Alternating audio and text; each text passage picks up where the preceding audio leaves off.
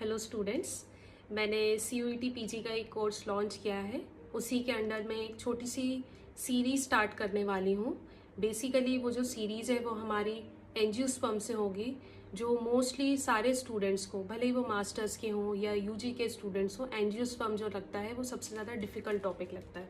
Obvious सी बात है भी डिफ़िकल्ट टॉपिक, बट अगर हम उसमें बेसिक्स टर्मिनोलॉजी को बहुत अच्छे से समझ लेते हैं तो हमें टफ नहीं लगेगा।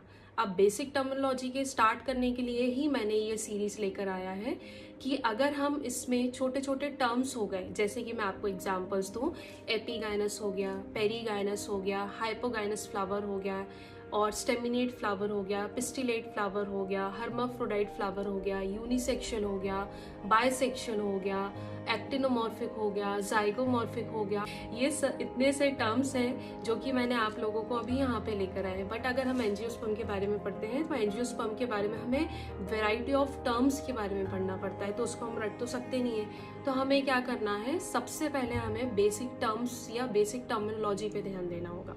तो उसी से रिलेटेड एक मैं सीरीज लेकर आने वाली हूँ मंडे से, जिसमें कि हम छोटे छोटे टॉपिक्स या छोटे छोटे टर्म्स को लेके हम पढ़ाई करेंगे इन द सेंस छोटे छोटे टर्म्स लेकर आएंगे हम, जिसमें कि हम हर एक टर्म को समझेंगे। जैसे कि अगर मैं आपको यहाँ पे हर्माफ्रोडाइट फ्लावर के बारे में बोलूँ, जिसको हम बायसेक्शुअल फ्लावर भी बोलते हैं, और यूनिसेक्शुअल फ्लावर, बच्चे सब समझते हैं कि भाई बायसेक्शुअल फ्लावर क्या होता है, यूनिसेक्शुअल फ्लावर क्या होता है।